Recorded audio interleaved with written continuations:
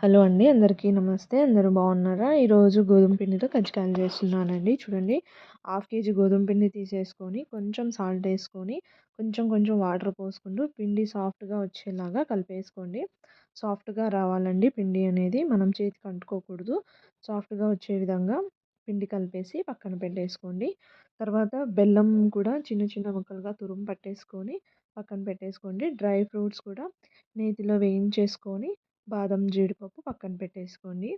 తర్వాత స్టవ్ మీద కడాయి పెట్టి బొంబాయి రవ్వ ఒక 2 కప్స్, తర్వాత ఎండు కొబ్బరి తురుము కూడా తురిమి పక్కన పెట్టేసుకోండి. ఈ రవ్వ కొంచెం వేగాలండి. నెయ్యిలో వేయించిన తర్వాత మనం తురుము పట్టుకున్న కొబ్బరి తురుము కూడా దీంట్లో యాడ్ చేసుకొని కొంచెం నెయ్యేసుకొని వేయించేసుకోవాలండి. తర్వాత బ్రౌన్ కలర్ వచ్చేదాకా కొంచెం ఇలాచీ పౌడర్, లాస్ట్‌లో డ్రై ఫ్రూట్స్ కూడా వేసి మొత్తం కలిపేసుకొని పక్కన పెట్టేసుకోండి. చూడండి, చూయించిన విధంగా మొత్తం కలిపేసుకొని పక్కన పెట్టేసుకోండి. తర్వాత కొంచెం చిన్న చిన్న చపాతీల్లాగా చేసేసుకోండి చూయించిన విధంగా. చూడండి, చిన్న చిన్న చపాతీలు చేసుకొని, తర్వాత మన కజ్జికాయలది పీట ఉంటుంది కదండీ! దాని మీద పెట్టేసి ఒక 2 స్పూన్, 1 ½ స్పూన్ మనం రెడీ చేసుకున్న పౌడర్‌ని వేసేయండి. చూడండి, పెద్ద స్పూన్ అయితే ఒక స్పూన్ సరిపోతుంది. చిన్న స్పూన్ అయితే ఒక 2 స్పూన్స్ వేసేసుకోండి. చూయించిన విధంగా చేసేసుకోండి. చూడండి, షేప్స్ వచ్చేసాయి కదా!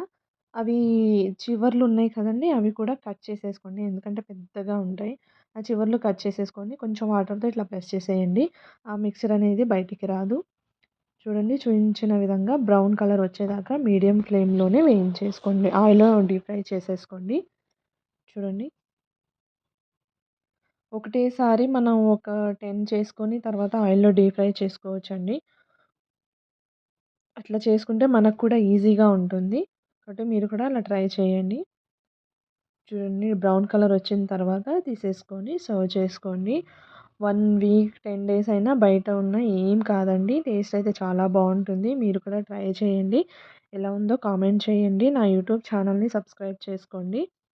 Please like, share, subscribe my YouTube channel. Thanks for watching.